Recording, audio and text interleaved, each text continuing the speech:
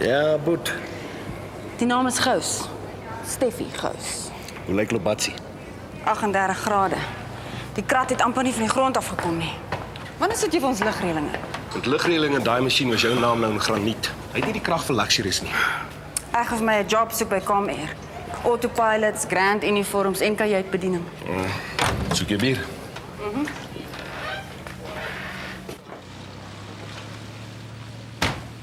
Wat is die konteks? Ons verloor al die besigheid oor is nie ordentlike transport het nie. As jy vir ons 'n dek koop, sal hulle ons ernstiger opneem. Hulle dink ons is Mickey Mouse met 2 Cessnas. Jy moet maar self met Hamilton praat.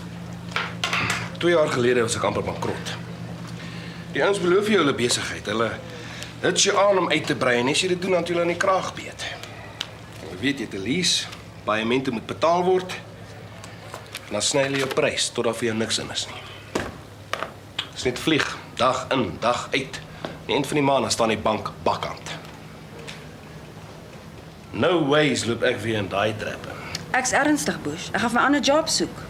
Ek gaan nie vir die res van my lewe in 'n Cessna sit nie. Steffie wil Boeings vlieg. Steffie wil Boeings vlieg. Dankie vir die waarskuwing.